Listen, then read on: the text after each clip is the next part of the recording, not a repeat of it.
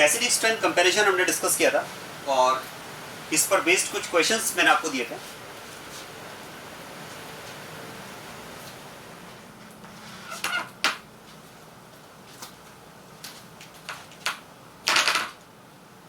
इन questions को discuss करते हैं। देखो, एसिडिक स्ट्रेंथ कंपैरिजन के लिए जो कंसेप्ट हमने डिस्कस किया है उस कंसेप्ट की अगर बात की जाए, मैं रिपीट कर देता हूं, फिर उसकी एप्लीकेशन क्वेश्चंस पर डिस्कस करते हैं। तो ऐसा हमने डिस्कस किया, देखो, acidic strength is directly proportional to stability of conjugate base. जैसे ये टू कंपाउंड्स अगर आपको गिवन है, एसिटिक एसिड एंड फिनॉल, और इनका एसिडिक स्ट्रेंथ कंपैरिजन करना है, तो उसके लिए हमने डिस्कस किया इनके कॉन्जुगेट बेस बनाएंगे। कॉन्जुगेट बेस कैसे बनाएंगे? By the removal of proton.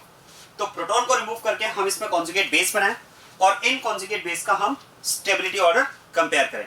और जो हमारे पास कॉन्जुगेट बेस है, आप देख सकते हैं ये अनएंस है, और अनएंस का स्टेबिलिटी ऑर्डर हमने डिस्कस किया है। सीक्वेंस हमने डिस्कस किया फैक्टर्स में। सबसे पहले हम बात करते हैं चार्ज ऑन एटम, फिर रेजोनेंस और फिर आई इफेक्ट। और इसमें अगर बात की जाए तो देखो, दोनों में अगर बात की जाए तो चार्ज अभी नेगेटिव चार्ज ऑक्सीजन पर है। फिर हम बात करें रेजोनेंस की, तो यहाँ भी रेजोनेंस है और यहाँ भी रेजोनेंस है। और जैसा कि मैंने आपको अनएट की स्टेबिलिटी कंपैरिजन में आपको बताया था कि रेजोनेंस वाले मॉलिक्यूल्स को हम कंपेयर करते हैं किसके अकॉर्डिंग, कौन कितना रूट के अकॉर्डिंग।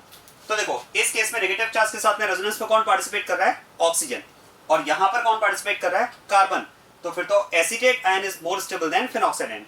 ये क्वेश्चन हमने अनएट स्टेबिलिटी में भी डिस्कस किया था। और ये अगर इन कॉन्जुगेट बेस का स्टेबिलिटी ऑर्डर है तो रिस्पेक्टिव कंपाउंड्स का एसिडिक स्ट्रेंथ ऑर्डर सेम रहेगा। मतलब acidic acid is more acidic than phenol. ये क्वेश्चन आपके 12th एनसीईआरटी में भी दिया हुआ है, इंपॉर्टेंट क्वेश्चन है। फिर इस पर बेस्ड एक क्वेश्चन भी हमने डिस्कस किया था, sulphonic acid, carboxylic acid, phenol, alcohol and water, अगर आप इनका एसिडिक स्ट्रेंथ कंपैरिजन करते हैं तो जो ऑर्डर हमें मिलता है इसमें, वो ऑर्डर क्या मिलता है? Sulphonic acid first greater than 2, 2 is greater than 3, 3 is greater than 5 and 5 is greater than 4। क्या बात समझ में आ रही है? मतलब sulphonic acid is more acidic then carboxylic acid, that is more acidic than phenol, phenol is more acidic then water and water is more acidic then alcohol. और ये मैंने आपसे कहा भी था कि ये एक जनरल ऑर्डर आपको माइंड में रखना भी है, इससे आपकी क्वेश्चन अटेम्प्टिंग फास्ट होगी, एरर्स कम होगी। एक जनरल ऑर्डर आप माइंड में रखें, सल्फोनिक एसिड ज्यादा एसिडिक होगा कार्बोक्सिलिक एसिड से, carboxylic acid is more acidic than phenol, phenol is more acidic then water and water is more acidic then alcohol. क्या बात समझ में आ रही है? तो ये एक क्वेश्चन हमने डिस्कस किया। बस इसी पर बेस्ड जो क्वेश्चंस मैंने आपको दिए थे उन क्वेश्चंस के आंसर्स अब डिस्कस करते हैं। यस, क्वेश्चन नंबर 2 में आपको जो कंपाउंड्स दिए हुए हैं, इन कंपाउंड्स का अगर हम एसिडिक स्ट्रेंथ ऑर्डर फाइंड करना है तो करना क्या है? कॉन्जुगेट बेस बनाएं और उनका स्टेबिलिटी ऑर्डर फाइंड करें, और जो कॉन्जुगेट बेस का स्टेबिलिटी ऑर्डर होगा वही रेस्पेक्टिव कंपाउंड्स का एसिडिक स्ट्रेंथ ऑर्डर होगा। तो चलो इनके कॉन्जुगेट बेस बनाए जाएं। H+ को रिमूव करके हम इनके कॉन्जुगेट बेस बनाएंगे और अब इनका स्टेबिलिटी ऑर्डर कंपेयर करते हैं। देखो, अनएंस की स्टेबिलिटी में सबसे पहले हम बात करते हैं चार्ज ऑन एटम। ध्यान देना, फर्स्ट, थर्ड एंड फोर्थ में नेगेटिव चार्ज ऑक्सीजन पर है, जबकि सेकंड में नेगेटिव चार्ज कार्बन पर है, और कार्बन यहाँ पर sp हाइब्रिडाइज्ड है। आप याद करें, हमने डिस्कस किया है ऑक्सीजन की En सभी कार्बन से ज्यादा होती है, वेदर इट sp3, sp2 और sp कार्बन, राइट? तो फिर तो हम बात कर सकते हैं कि first, third and fourth will be more stable then second. तो सेकंड को किया जाए यहां पर सबसे लास्ट में, सेकंड को यहां पर सबसे लास्ट में रखते हैं क्योंकि इसमें नेगेटिव चार्ज कार्बन पर है, जबकि फर्स्ट, थर्ड एंड फोर्थ में नेगेटिव चार्ज ऑक्सीजन पर है। चलिए अब बात करते हैं 1, 3 एंड 4 में। देखो 1, 3, 4 में नेगेटिव चार्ज ऑक्सीजन पर है, ठीक है? तो अब क्वेश्चन है कि चार्ज ऑन एटम सेम है, तो बात करते हैं रेजोनेंस की। देखो, फर्स्ट में रेजोनेंस एब्सेंट, थर्ड में रेजोनेंस एब्सेंट, फोर्थ में रेजोनेंस प्रेजेंट। इस नेगेटिव चार्ज का बेंजीन रिंग के साथ में रेजोनेंस में इन्वॉल्वमेंट होगा, तो फिर तो हम बात कर सकते हैं fourth will be more stable than first and third. क्या बात समझ में आ रही है? जो फोर्थ है वो फर्स्ट एंड थर्ड से ज्यादा स्टेबल है। तो फोर्थ फर्स्ट एंड थर्ड से ज्यादा स्टेबल क्यों है समझ में आया? क्योंकि फोर्थ में रेजोनेंस है और 1 एंड 3 में रेजोनेंस एब्सेंट है। अब रेजोनेंस अगर एब्सेंट है तो कंपैरिजन का बेसिस आई इफेक्ट होगा, और यहां पर आप देखो plus I effect of ethyl group यहां पर ऑपरेट होगा इस नेगेटिवली चार्ज ऑक्सीजन के लिए, और यहां पर अगर बात की जाए तो H प्रेजेंट है। क्या मैं कह सकता हूं H का कोई इफेक्ट नहीं, तो यहां पर हम बात कर सकते हैं नो आई इफेक्ट। अब जरा बताओ अनएंड की स्टेबिलिटी के लिए क्या बेटर होगा, नो आई इफेक्ट या प्लस आई इफेक्ट? आंसर है नो आई इफेक्ट, क्योंकि प्लस तो माइनस के लिए खराब है, प्लस माइनस को डिस्टेबलाइज करता है। इसका मतलब third anion will be more stable than first. तो 1 in 3 में अगर बात की जाए तो 1 in 3 में 3 इज मोर स्टेबल देन 1। ये इन कॉन्जुगेट बेस का स्टेबिलिटी ऑर्डर है, और जो कॉन्जुगेट बेस का स्टेबिलिटी ऑर्डर होगा वही रिस्पेक्टिव कंपाउंड्स का एसिडिक स्ट्रेंथ ऑर्डर होगा। मतलब इन 4 कंपाउंड्स में अगर एसिडिक स्ट्रेंथ ऑर्डर की बात की जाए तो आंसर हो जाएगा इसमें 4, 3, 1 एंड 2। और ध्यान देना, देखो fourth is phenol, third is water, first is alcohol and second is alkyl. मैंने आपसे क्या कहा, एक जनरल ऑर्डर आप माइंड में रखेंगे। देखो जनरल ऑर्डर में जैसा कि मैंने आपसे कहा, sulphonic acid is more acidic then carboxylic acid, carboxylic acid is generally more acidic than phenol, that is more acidic then water, water is more acidic then alcohol. अगर आप देखेंगे तो सेकंड क्वेश्चन जो अभी हमने डिस्कस किया है, ये वाला, ये क्वेश्चन जो हमने डिस्कस किया है, इस क्वेश्चन में आप देखो फिनॉल दिया हुआ था, वाटर दिया हुआ था, अल्कोहल दिया हुआ था, और साथ में एक अल्काइन भी दिया हुआ था। तो क्या मैं कह सकता हूं, alkyne will be less acidic then alcohol. अगर आप देखेंगे तो अल्कोहल के कंपैरिजन में अल्काइन लेस एसिडिक है, क्योंकि अल्कोहल में कॉन्जुगेट बेस में नेगेटिव चार्ज ऑक्सीजन पर है, जबकि अल्काइन में नेगेटिव चार्ज कॉन्जुगेट बेस में कार्बन पर है, और कार्बन की ईएन कम है, और लेस ईएन पर नेगेटिव चार्ज लेस स्टेबल होगा। मतलब conjugate base of alkyne is less stable then conjugate base of alcohol, इसलिए हमने कहा कि alkyne is less acidic then alcohol. तो फिर तो आप ध्यान देना, यहां पर अगर मैं जनरल ऑर्डर की जो बात कर रहा था, देखो इसमें जनरल ऑर्डर में हम और भी कंपाउंड्स ऐड करते जाएंगे, जरा ध्यान देना।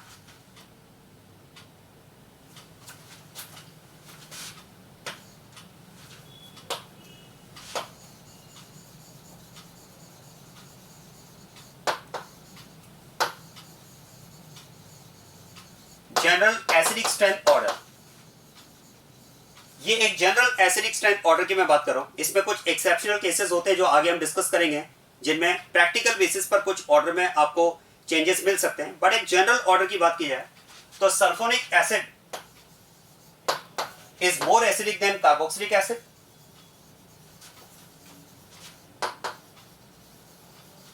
That is more acidic than phenol, which is more acidic than water,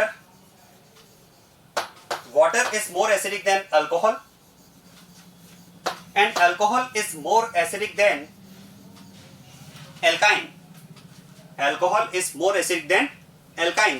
तो ये एक जनरल ऑर्डर हमें मिलता है, जिसके अकॉर्डिंग हमारा question number first and question number second discuss हुआ है। चलिए नेक्स्ट क्वेश्चन की बात करते हैं।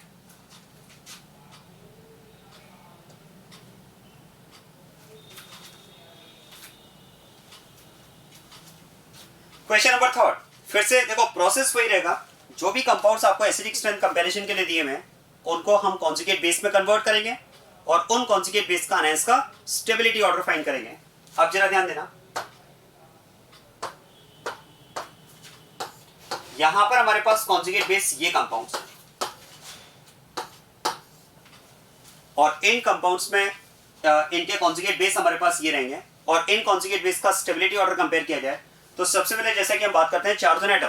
देखो चार्जन एटम में first, second, third and fourth सभी में नेगेटिव चार्ज ऑक्सीजन पर है।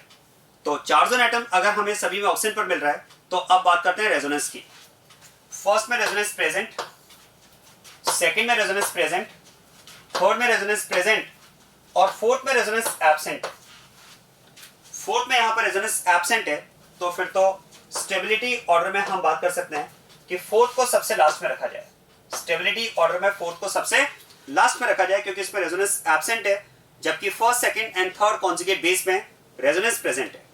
अब फर्स्ट, सेकंड, थर्ड में सभी में रेजोनेंस प्रेजेंट है, तो याद करें रेजोनेंस वाले मॉलिक्यूल्स को हम कंपेयर करते हैं कौन कितना रूल के अकॉर्डिंग। तो फर्स्ट में नेगेटिव चार्ज के साथ में रेजोनेंस में कौन इन्वॉल्व है, ऑक्सीजन, C माइनस है, तो नेगेटिव चार्ज रेजोनेंस में ऑक्सीजन के साथ में इन्वॉल्व होगा। सेकंड में कार्बन है, ध्यान देना, सेकंड में कार्बन के साथ में रेजोनेंस होगा, और थर्ड में नेगेटिव चार्ज का रेजोनेंस फिर से ऑक्सीजन के साथ में है। और जैसे कि हम बात करते हैं कि नेगेटिव चार्ज अगर ऑक्सीजन के साथ में रेजोनेंस में इन्वॉल्व है, जबकि सेकंड में अगर कार्बन के साथ रेजोनेंस में इन्वॉल्व है, तो ऑक्सीजन पर नेगेटिव चार्ज ज्यादा स्टेबल होगा कार्बन के कंपैरिजन में, ऑक्सीजन के साथ में रेजोनेंस ज्यादा स्ट्रांग होगा कार्बन के कंपैरिजन में। तो फिर तो हम बात कर सकते हैं 1 in 3 कौन कितना रूल के अकॉर्डिंग, ध्यान देना, कौन कितना रूल के according 1 and 3 are more stable than 1 and 3 are more stable than 2, 1 and 3 are more stable than second. अब बात करते हैं 1 and 3 में। देखो 1 and 3 की अगर बात की जाए तो दोनों ही कार्बोक्सिलिक एसिड हैं और दोनों के कॉन्जुगेट बेस में अगर मैं पॉइंट ऑफ डिफरेंस की बात करता हूं तो ध्यान देना, पॉइंट ऑफ डिफरेंस यहां पर ये है, इन दोनों में पॉइंट ऑफ डिफरेंस ये है। और इस पॉइंट ऑफ डिफरेंस की अगर बात की जाए तो ethyl group shows plus I effect while hydrogen has no I effect. तो बताओ अनायन के लिए क्या अच्छा होगा, प्लस आई या नो आई इफेक्ट? आंसर है नो आई इफेक्ट, क्योंकि प्लस तो अनायन के लिए खराब होता है, प्लस तो माइनस को डिस्टेबलाइज करता है। तो फिर तो third is more stable than first. यहां पर हम बात कर सकते हैं third is more stable than first. ये इन कॉन्जुगेट बेस का स्टेबिलिटी ऑर्डर है, तो फिर तो रिस्पेक्टिव कंपाउंड्स का एसिडिक स्ट्रेंथ ऑर्डर भी सेम रहेगा। मतलब यहां पर एसिडिक स्ट्रेंथ ऑर्डर में आंसर आ जाएगा 3, 1, 2 and 4। क्या क्लियर हो गई बात ये? चलिए नेक्स्ट अब बात करते हैं क्वेश्चन नंबर 4 की। देखो क्वेश्चन नंबर 4 की अगर हम बात करें तो फोर्थ में हमें एसिडिक स्ट्रेंथ कंपैरिजन करना है। और इस एसिडिक स्ट्रेंथ कंपैरिजन के लिए जो कंपाउंड्स आपको दिए हुए हैं, इसमें एक तो आपको दिया है सल्फोनिक एसिड, एक आपको दिया है कार्बोक्सिलिक एसिड, ये आपको दिया है अमोनियम मॉलिक्यूल और ये आपको दिया है अल्कोहल। अब आप याद करें, बहुत अच्छे से आप याद करें, इन 3 मॉलिक्यूल्स में एसिडिक स्ट्रेंथ ऑर्डर की जो बात है वो हमने इंडक्टिव इफेक्ट में भी डिस्कस की है। Carboxylic acid, ammonium molecule and alcohol molecule, याद करें इन मॉलिक्यूल्स के एसिडिक स्ट्रेंथ ऑर्डर के लिए हमने एक टेबल डिस्कस की थी जिसमें पीके वैल्यूज के बेसिस पर मैंने आपको इन कैटेगरी ऑफ मॉलिक्यूल्स का एसिडिक स्ट्रेंथ ऑर्डर मैंने आपको लिखवाया था। और ये भी हमने डिस्कस किया था कि इन मॉलिक्यूल्स को हम थ्योरेटिकली एसिडिक स्ट्रेंथ के लिए कंपेयर नहीं कर पाते हैं, इनके लिए हमें प्रैक्टिकल वैल्यूज के बेसिस पर ही ऑर्डर देना होगा। और उसमें मैंने आपको 4 टाइप के मॉलिक्यूल्स लिखवाए थे, अगर आप याद करें तो इंडक्टिव इफेक्ट में टेबल हमने डिस्कस की थी जिसमें hydronium ions H3O+, carboxylic acid, ammonium molecules and water alcohol, ये कंपाउंड्स हमने डिस्कस किए थे। और उसमें पीके वैल्यूज की अगर बात की जाए तो आप याद करें हाइड्रोनियम आयन की जो पीके वैल्यू होती है वो लेस देन 0, कार्बोक्सिलिक एसिड्स की जो पीके वैल्यूज होती हैं वो अप्रॉक्स 5 होती हैं, अमोनियम मॉलिक्यूल्स की पीके वैल्यूज अप्रॉक्स 10 होती है एंड वाटर अल्कोहल की पीके वैल्यूज अप्रॉक्स 15 होती है। और जैसे कि हम जानते हैं कि पीके वैल्यू जितनी ज्यादा होगी एसिडिक स्ट्रेंथ उतनी कम होगी। इसका एक ऑर्डर जो मैंने आपको लिखवाया था उसके अकॉर्डिंग अगर मैं बात करूं यहां पर तो carboxylic acid is more acidic then ammonium, ammonium is more acidic then alcohol. और जैसा कि हमने डिस्कस किया है कार्बोक्सिलिक एसिड से ज्यादा एसिडिक होता है सल्फोनिक एसिड। ये तो हमने क्वेश्चन नंबर 1 में भी डिस्कस किया है। देखो ये तो हमने क्वेश्चन नंबर 1 में भी डिस्कस किया है कि sulphonic acid is more acidic then carboxylic acid. तो फिर तो यहां पर अगर मैं इस क्वेश्चन के आंसर की बात करूं तो यहां पर क्वेश्चन का आंसर हो जाएगा 1, 2, 3 एंड 4। ये इन कंपाउंड्स का एसिडिक स्ट्रेंथ का ऑर्डर होगा। Sulphonic acid is more acidic then carboxylic acid. और इन 3 में जो ऑर्डर मैंने यहां पर दिया है वो मैंने पीके वैल्यूज के बेसिस पर दिया है। इन 3 का जो ऑर्डर मैंने यहां पर लिखा है 1, 2, 3, 4 वो पीके वैल्यूज के बेसिस पर है। और इनकी पीके वैल्यूज की एक टेबल मैंने इंडक्टिव इफेक्ट में डिस्कस की है। अगर आप में से कोई इसे रिकॉल नहीं कर पा रहा है तो एक बार इंडक्टिव इफेक्ट वाली एसिडिक स्ट्रेंथ की जो एप्लीकेशन हमने डिस्कस की थी वहां पर अगर आप देखेंगे तो डेफिनेटली आपको इस तरह का क्वेश्चन वहां भी मिल जाएगा जिसमें ये मैंने आपको ऑर्डर में लिखवाया पीके वैल्यूज के बेसिस पर कि carboxylic acid is more acidic then ammonium molecules and ammonium molecule is more acidic then alcohol molecule. तो ओवरऑल इस क्वेश्चन का आंसर हो जाएगा 1, 2, 3, 4। Next question number 5। Question number 5 में फिर से हमें वही काम करना है। देखो क्वेश्चन करने का तरीका हमारा वही रहेगा, सबसे पहले आप कॉन्जुगेट बेस बनाएं और उनका स्टेबिलिटी ऑर्डर फाइंड करें। ध्यान देना, अगर मैं इनके कॉन्जुगेट बेस बनाता हूं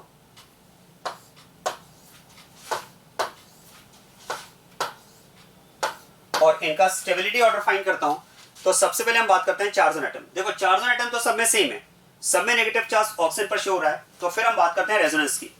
जरा ध्यान देना, फर्स्ट में हम बात करेंगे रेजोनेंस, इट इज एब्सेंट, क्योंकि यहां पर नेगेटिव चार्ज का रिंग के कार्बन के साथ कॉन्जुगेशन नहीं है, बीच में 2 बॉन्ड का गैप आ रहा है। सेकेंड में रेजोनेंस प्रेजेंट है, थर्ड में रेजोनेंस एब्सेंट है एंड फोर्थ में भी रेजोनेंस एब्सेंट है। क्या बात समझ में आ रही है? फर्स्ट में, थर्ड में एंड फोर्थ में रेजोनेंस एब्सेंट है, सेकेंड में रेजोनेंस प्रेजेंट है। क्लियर? तो फिर तो यहां पर हम बात कर सकते हैं कि second is most stable among these 4 ions. क्योंकि सेकंड में रेजोनेंस प्रेजेंट है और फर्स्ट, थर्ड एंड फोर्थ में रेजोनेंस एब्सेंट है। चलिए अब बात करते हैं, सब में रेजोनेंस एब्सेंट है फर्स्ट, थर्ड एंड फोर्थ में, तो अब कंपैरिजन का बेसिस क्या होगा? I effect. क्या हम बात कर सकते हैं? Phenyl group is minus I group, phenyl group is minus I group, while saturated carbon chain is plus I and here it is also saturated carbon chain plus I। और अनायन के लिए क्या अच्छा है? माइनस आई या प्लस आई? तो याद करो माइनस के लिए माइनस इफेक्ट अच्छा होता है, मतलब यहां पर हम बात कर सकते हैं first is more stable then third and fourth.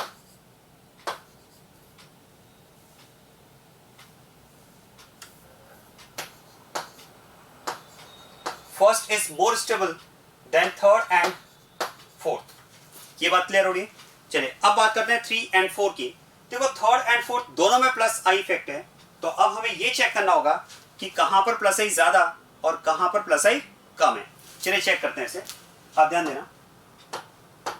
देखो इस केस में अगर आप देखेंगे तो इस नेगेटिवली चार्ज्ड कार्बन से, इस नेगेटिवली चार्ज्ड ऑक्सीजन से ये कार्बन बॉन्डेड है और आप कह सकते हैं इसका प्लस आई इफेक्ट यहां पर ऑपरेट होगा। समझ में आ रही बात है? अब जरा ध्यान देना, यहां भी अगर आप देखेंगे तो नेगेटिवली चार्ज्ड ऑक्सीजन से ये कार्बन यहां पर बॉन्डेड है,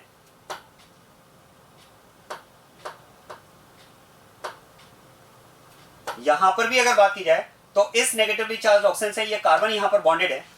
तो देखो नेगेटिवली चार्ज्ड ऑक्सीजन से यहां भी कार्बन बॉन्डेड है, यहां भी कार्बन बॉन्डेड है, ये पार्ट तो दोनों में कॉमन है। तो आगे पॉइंट ऑफ डिफरेंस चेक करते हैं। तो अब जरा ध्यान देना, इस कार्बन से अगर आप देखेंगे तो दो हाइड्रोजन अटैच्ड है और हाइड्रोजन का तो कोई आई इफेक्ट नहीं होता है, तो आप ये कह सकते हैं इस कार्बन के लिए ये जो रिंग होगी इसका यहां पर प्लस आई इफेक्ट ऑपरेट होगा। तो यहां पर हम कह सकते हैं the carbon which is bonded with oxygen is further bonded with 1 plus I group. बाकी तो दो हाइड्रोजन है इसमें, क्या ये समझ में आ रहा है? मैं इसको अलग से लिख देता हूं, देखो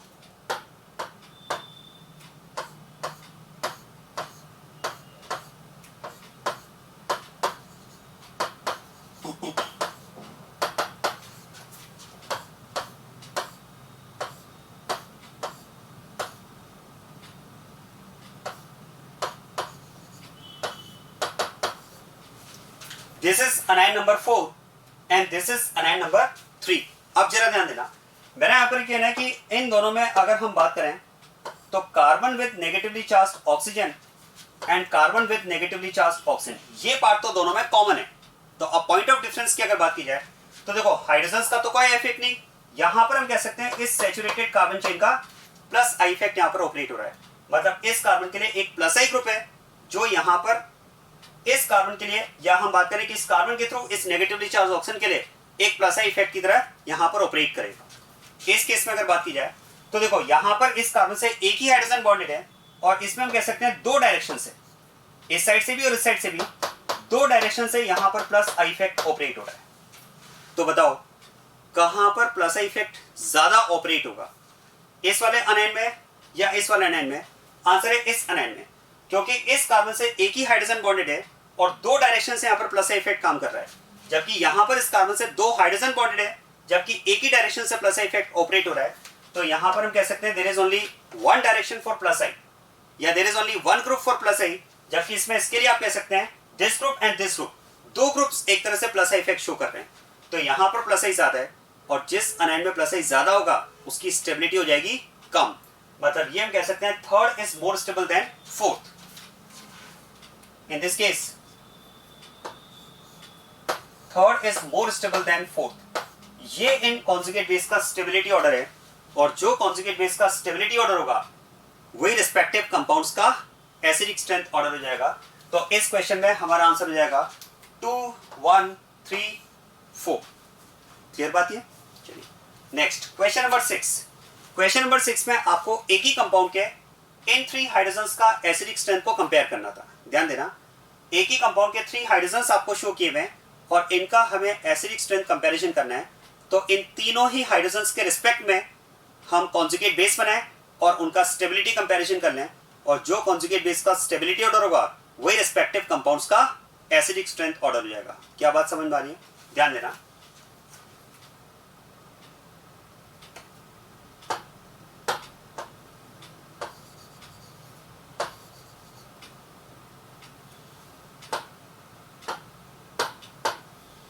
इस हाइड्रोजन के करस्पॉन्डिंग कॉन्जुगेट बेस ये हो जाएगा इसके करस्पॉन्डिंग कॉन्जुगेट बेस ये होगा और इसके करस्पॉन्डिंग कॉन्जुगेट बेस ये हो जाएगा। क्या बात क्लियर हुई? अब जरा ध्यान देना, देखो तीनों में अगर हम बात करें तो सबसे पहले कंपैरिजन का बेसिस क्या होगा? Charge on atom. जरा सुनिए, अल्फा के करस्पॉन्डिंग जिस कार्बन पर नेगेटिव चार्ज है, क्या मैं कह सकता हूं ये carbon sp3 hybridized, this carbon is sp3 hybridized having negative charge, और ये carbon sp3 3 sigma bonds and 1 lone pair के बेसिस पर। अच्छा बता सकते हैं इस कार्बन का हाइब्रिडाइजेशन क्या है? What is hybridisation of this negatively charged carbon? sp3 या sp2? आंसर है sp2। इस कार्बन का हाइब्रिडाइजेशन है यहाँ पर sp2, क्योंकि इसका जो लोन पेयर है वो रेजोनेंस में पार्टिसिपेट कर रहा है। और याद करो, ऐसा हमने रेजोनेटिंग स्ट्रक्चर्स ड्रॉ करते टाइम पे डिस्कस किया है कि अगर इस लोन पेयर का रेजोनेंस में इन्वॉल्वमेंट है तो फिर ये हाइब्रिडाइजेशन में काउंट नहीं होगा। तो इस कार्बन का हाइब्रिडाइजेशन यहाँ पर sp2 है, और ये जो यहाँ पर डबल बॉन्डेड कार्बन है इसका भी हाइब्रिडाइजेशन यहाँ पर sp2 है। तो फिर तो चार्ज ऑन एटम के बेसिस पर हम बात कर सकते हैं कि अल्फा के करस्पॉन्डिंग जो कॉन्जुगेट बेस है वो लेस स्टेबल होगा बीटा और गामा के कॉन्जुगेट बेस से, क्योंकि अल्फा के करस्पॉन्डिंग कॉन्जुगेट बेस में नेगेटिव चार्ज sp3 कार्बन पर है, जबकि बीटा और गामा में नेगेटिव चार्ज sp2 कार्बन पर है। तो फिर तो आप ध्यान देना, इस केस में हम बात कर सकते हैं alpha is less stable then beta and gamma conjugate base, right? अब बीटा एंड गामा बताओ, तो बीटा एंड गामा में आप कह सकते हैं चार्ज ऑन एटम तो सेम है, दोनों में नेगेटिव चार्ज sp2 कार्बन पर है और चार्ज ऑन एटम सेम हो, तो फिर क्या करते हैं कंपैरिजन रेजोनेंस का। जरा देखो, बीटा के करस्पॉन्डिंग कॉन्जुगेट बेस में आप कह सकते हैं रेजोनेंस प्रेजेंट है। इस लोन पेयर नेगेटिव चार्ज का रिंग के साथ में रेजोनेंस होगा, जबकि इस नेगेटिव चार्ज का रेजोनेंस में इन्वॉल्वमेंट नहीं है। तो फिर तो यहां पर beta conjugate base is more stable than gamma, और ये अगर इन कॉन्जुगेट बेस का स्टेबिलिटी ऑर्डर है तो रिस्पेक्टिव कंपाउंड्स का एसिडिक स्ट्रेंथ ऑर्डर सेम रहेगा। ये इसका आंसर हो जाएगा, beta gamma alpha. Clear? Next question number 7। Question number 7 में भी हमें देखो प्रोसेस अगर आप देखेंगे तो फर्स्ट से अभी तक के सारे क्वेश्चंस पे इवन आगे भी हमारा एक ही कंसेप्ट हम अप्लाई करेंगे, स्टेबिलिटी ऑफ कॉन्जुगेट बेस। चलिए इसे अप्लाई करते हैं अब क्वेश्चन नंबर 7 के लिए। अल्फा, बीटा एंड गामा, इनके करस्पॉन्डिंग मैंने कॉन्जुगेट बेस बना दिए हैं और अब इनका स्टेबिलिटी कंपैरिजन किया जाए। देखो सबसे पहले अगर बात की जाए चार्ज ऑन एटम की, तो सभी में अभी नेगेटिव चार्ज ऑक्सीजन पर है। फिर हम बात करते हैं रेजोनेंस की। देखो इस नेगेटिव चार्ज का रेजोनेंस में इन्वॉल्वमेंट नहीं होगा, इस नेगेटिव चार्ज के लिए कोई कॉन्जुगेटेड सिस्टम नहीं है, तो यहां पर रेजोनेंस एब्सेंट, यहां resonance present pi bond conjugation में, और यहां भी रेजोनेंस प्रेजेंट, यहां पर भी पाई बॉन्ड कॉन्जुगेशन में। तो क्या मैं कह सकता हूं कि अगर अल्फा के कॉन्जुगेट बेस में रेजोनेंस एब्सेंट है तो फिर अल्फा का जो कॉन्जुगेट बेस होगा वो यहां पर लीस्ट स्टेबल होगा, क्योंकि बीटा और गामा के कॉन्जुगेट बेस में रेजोनेंस प्रेजेंट है। अब बात करते हैं बीटा एंड गामा की। देखो दोनों में रेजोनेंस प्रेजेंट है, तो याद करें रेजोनेंस वाले मॉलिक्यूल्स को हम कंपेयर करते हैं किस बेसिस पर? कौन कितना रूल के बेसिस पर। अब जरा देखो इस नेगेटिव चार्ज का रेजोनेंस में इन्वॉल्वमेंट, तो आप बता सकते हैं यहां पर नेगेटिव चार्ज के साथ में रेजोनेंस पे कौन पार्टिसिपेट कर रहा है? आंसर है कार्बन।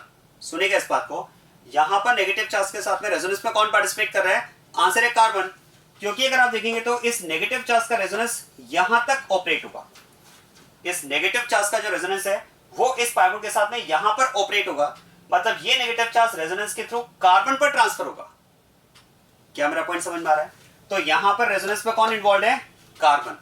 और इस नेगेटिव चार्ज का जरा देखो रेजोनेंस कहां तक ऑपरेट होगा, तो सुनिएगा ये नेगेटिव चार्ज इस पाई के साथ कॉन्जुगेशन में, ये पाई फर्दर इस पाई के साथ कॉन्जुगेशन में, ये पाई फिर इस पाई के साथ कॉन्जुगेशन में, और ये पाई फिर इस पाई के साथ कॉन्जुगेशन में। इसका मतलब इस नेगेटिव चार्ज का रेजोनेंस में जो इन्वॉल्वमेंट होगा वो आप कह सकते हैं कॉन्जुगेटेड सिस्टम के थ्रू यहां तक ट्रांसफर होगा, और अगर कॉन्जुगेटेड सिस्टम के थ्रू यहां तक ट्रांसफर होगा तो आप कह सकते हैं फिर तो इस नेगेटिव चार्ज के साथ में रेजोनेंस में कौन पार्टिसिपेट कर रहा है? ऑक्सीजन। तो यहां पर कौन कितना रूल की अगर मैं बात करूं तो इस नेगेटिव चार्ज के साथ में रेजोनेंस में कौन इन्वॉल्व है? ऑक्सीजन। जबकि इस नेगेटिव चार्ज के साथ में रेजोनेंस में कौन इन्वॉल्व है? कार्बन। कहां पर नेगेटिव चार्ज ज्यादा स्टेबल होगा? ऑक्सीजन पर। मतलब gamma conjugate base is more stable then beta. तो ये इन कॉन्जुगेट बेस का स्टेबिलिटी ऑर्डर है, गामा, बीटा एंड अल्फा। और ये अगर कॉन्जुगेट बेस का स्टेबिलिटी ऑर्डर है तो रिस्पेक्टिव कंपाउंड्स का एसिडिक स्ट्रेंथ ऑर्डर सेम। तो इस केस में आंसर हो जाएगा gamma, beta, alpha. This is about question number 7.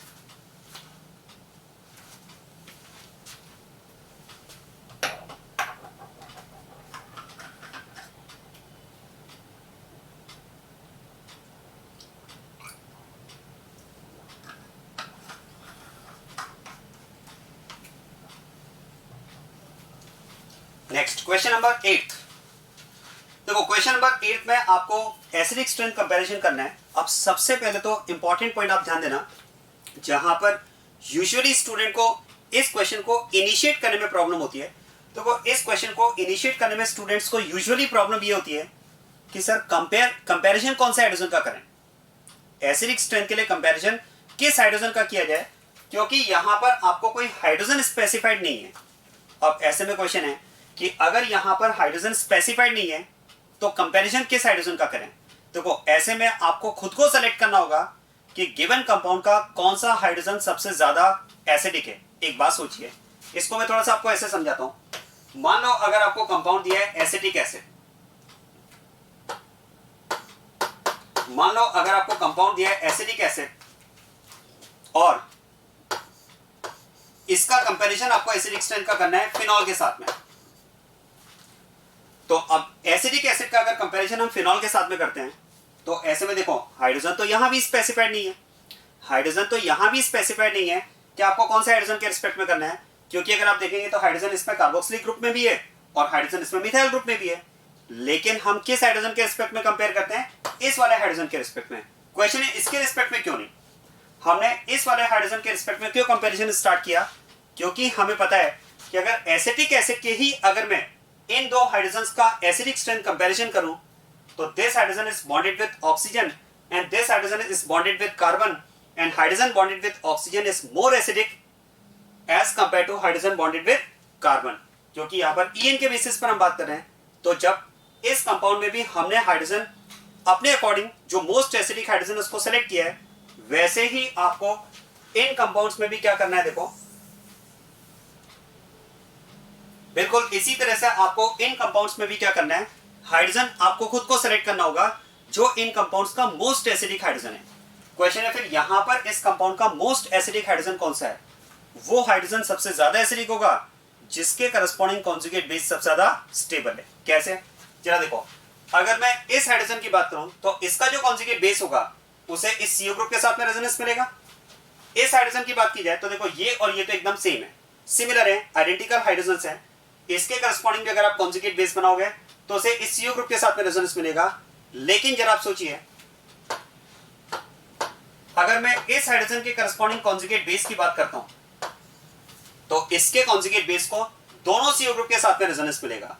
तो क्या मैं कह सकता हूं, this conjugate base of the hydrogen is more stable as compare to conjugate base of these hydrogen atoms.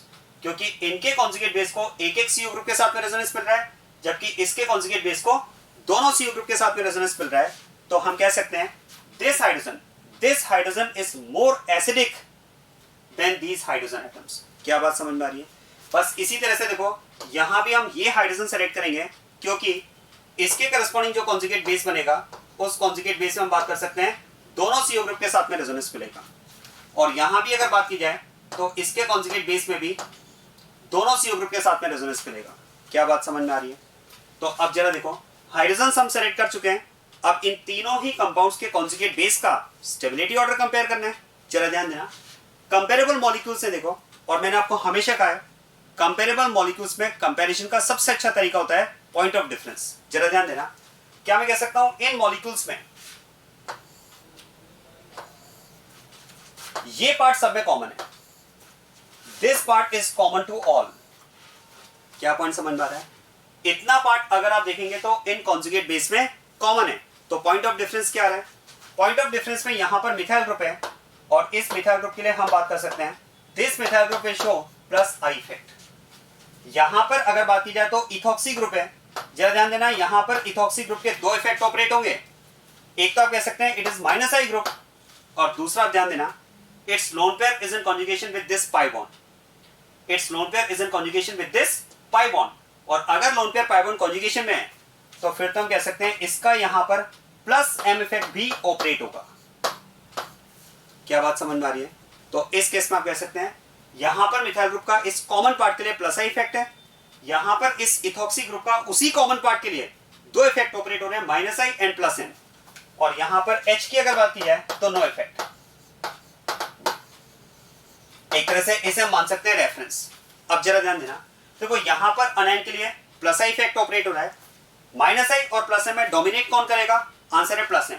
Plus M effect dominates, right, और यहां पर no effect है।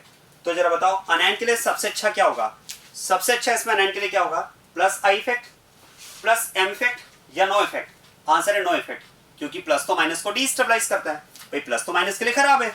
तो फिर इन थ्री कॉन्जुगेट बेस की अगर बात की जाए तो ध्यान देना, इन थ्री कॉन्जुगेट बेस में आप कह सकते हैं थर्ड इज मोस्ट स्टेबल, क्योंकि थर्ड में नो आई इफेक्ट वाली कंडीशन है, नो इफेक्ट वाली कंडीशन है हाइड्रोजन के रिस्पेक्ट में, जबकि यहां पर इथॉक्सी ग्रुप का प्लस एम और यहां पर मिथाइल ग्रुप का प्लस आई है।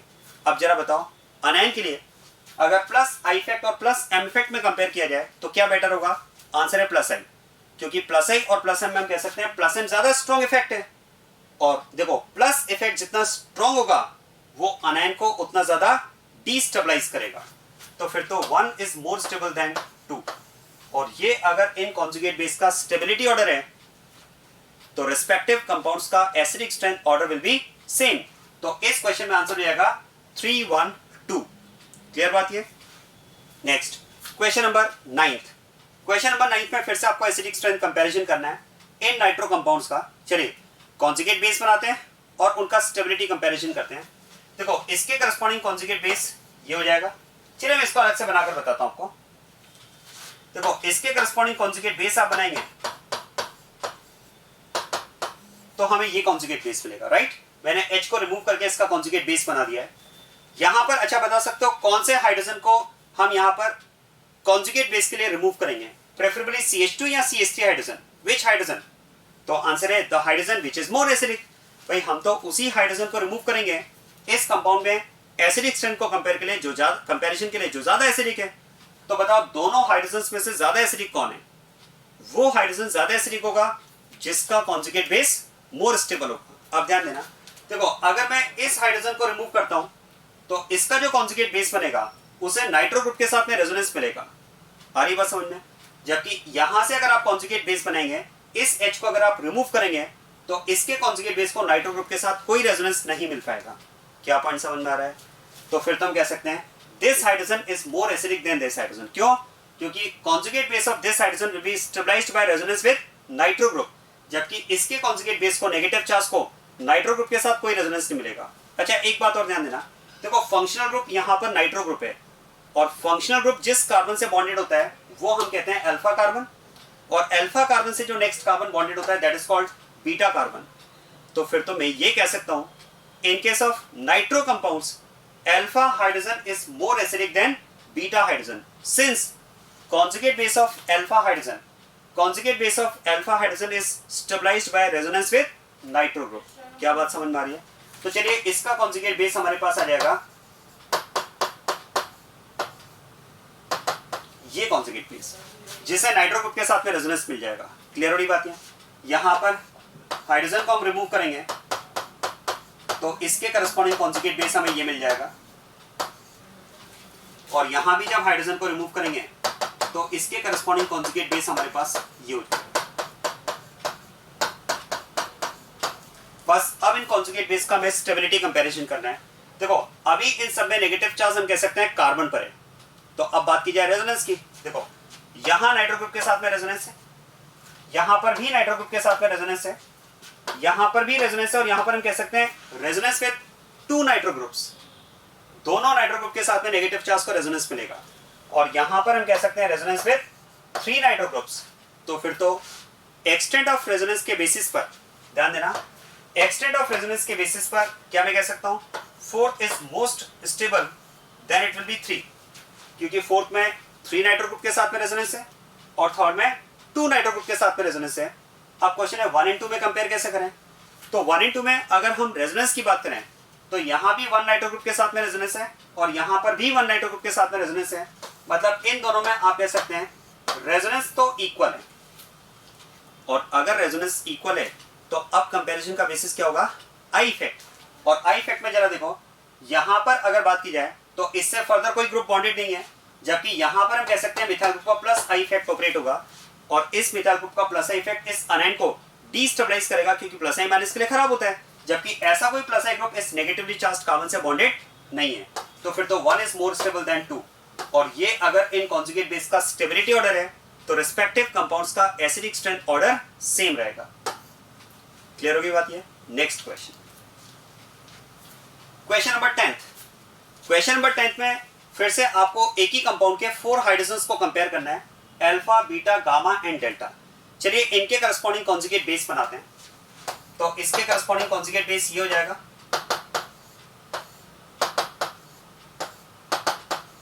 और अब इन कॉन्जुगेट बेस का स्टेबिलिटी कंपैरिजन करते हैं, जिसमें सबसे पहले हम बात करते हैं चार्जन एटम की। चलिए आप ध्यान देना, चार्जन एटम की अगर बात की जाए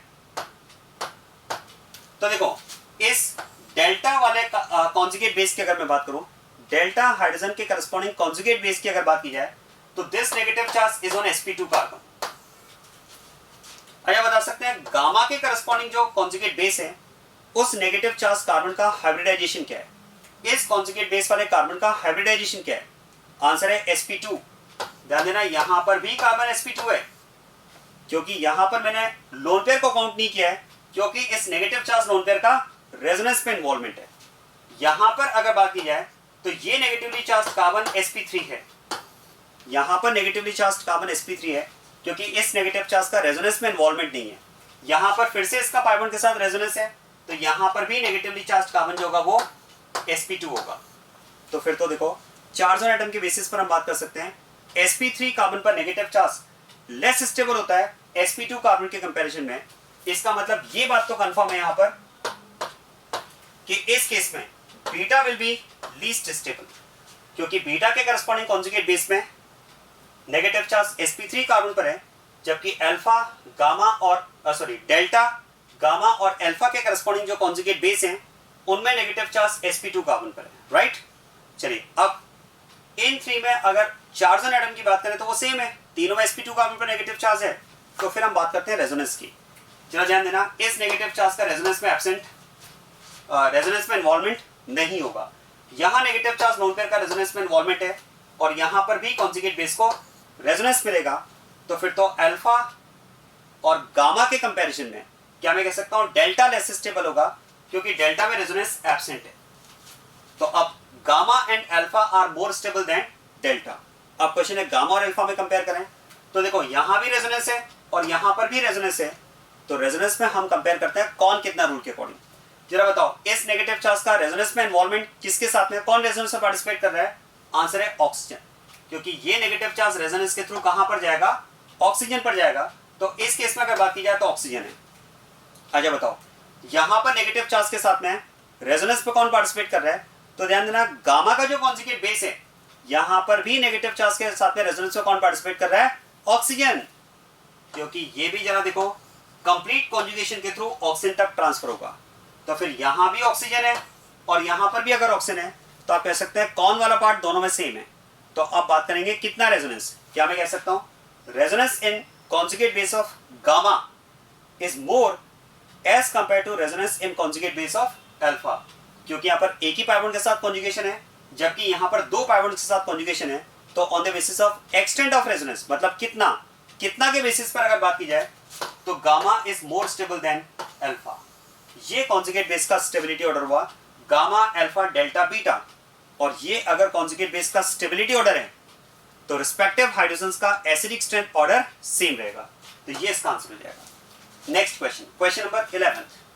क्वेश्चन नंबर 11th में alpha, beta, gamma and delta in hydrogens का एसिडिक स्ट्रेंथ कंपैरिजन करना है। चलिए स्टार्ट करते हैं स्टेबिलिटी ऑफ कॉन्जुगेट बेस से।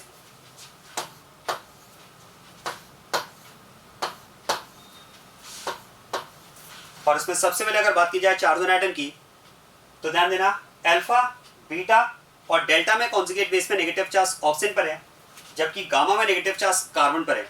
कार्बन की कम है, तो फिर gamma conjugate base will be least stable among these 4। तो गामा को तो किया जाए सबसे लास्ट में, ठीक है। अब अल्फा, बीटा और डेल्टा में चार्जन एटम सेम है, तो बात चार्जन एटम सभी में ऑक्सीजन पर है, तो बात करते हैं रेजोनेंस की। यहां पर रेजोनेंस है कॉन्जुगेट बेस में, यहां पर भी रेजोनेंस है और यहां पर भी रेजोनेंस है, तीनों में रेजोनेंस है। तो बात करेंगे कौन कितना रूल की। देखो यहां पर रेजोनेंस किसके साथ होगा, ऑक्सीजन के साथ में, जबकि यहां पर रेजोनेंस कार्बन के साथ में होगा, यहां पर भी रेजोनेंस कार्बन के साथ में होगा। तो फिर तो alpha is more stable then beta and delta, क्योंकि यहां पर रेजोनेंस ऑक्सीजन के साथ में, जबकि यहां पर रेजोनेंस कार्बन के साथ में और इसमें भी रेजोनेंस कार्बन के साथ में। तो कौन कितना रूल के according, alpha conjugate base is more stable then beta and delta. अब क्वेश्चन है इन दोनों में कंपेयर कैसे करें। तो देखो इन दोनों में पॉइंट ऑफ डिफरेंस क्या है, ये नाइट्रो ग्रुप, आप कह सकते हैं इस नाइट्रो ग्रुप का माइनस आई इफेक्ट ऑपरेट होगा इस अनाइन के लिए। अच्छा माइनस आई क्यों, माइनस एम क्यों, नहीं समझ में आ रहा है, बेटा पोजीशन है, नाइट्रो ग्रुप इस अनाइन के रिस्पेक्ट में मेटा पोजीशन पर है, तो इसलिए केवल इसका माइनस आई कंसिडर किया है, जबकि ऐसा कोई माइनस आई ग्रुप इस रिंग में नहीं है। अब बताओ माइनस आई का होना इस अनाइन के लिए अच्छी बात या बुरी बात, अच्छी बात, क्योंकि माइनस तो अनाइन को स्टेबलाइज करता है। तो फिर delta is more stable then beta. ये इन कॉन्जुगेट बेस का स्टेबिलिटी ऑर्डर है, और ये अगर कॉन्जुगेट बेस का स्टेबिलिटी ऑर्डर है तो रिस्पेक्टिव हाइड्रोजन्स का acidic strength order same. Clear बात ये। और वैसे भी आप देखो जो जनरल ऑर्डर मैंने आपको बताया था, जो जनरल ऑर्डर मैंने आपको बताया, उस जनरल ऑर्डर के अकॉर्डिंग अगर आप देखेंगे तो alpha is carboxylic acid, beta is phenol, gamma is alkyne and delta is also phenol. तो carboxylic acid is more acidic than phenol and phenol is more acidic than alkyne. और इन दोनों में कंपैरिजन, दोनों ही फिनॉल है, तो point of difference में हमने कहा भाई यहाँ पर नाइट्रो ग्रुप है और इसका माइनस आई इफेक्ट यहाँ पर एसिडिक स्ट्रेंथ को बढ़ाएगा। So this phenol is more acidic than this phenol, but alkyne will be less acidic then phenols and carboxylic acid will be more acidic than these phenols. So answer is alpha, delta, beta, gamma. So this is about order of acidic strength of compounds. ये questions मैंने आपको कुछ दिए थे जिनमें आपको acidic strength का comparison करना था। और भी क्वेश्चंस हम डिस्कस करेंगे एसिडिक स्ट्रेंथ कंपैरिजन के लिए।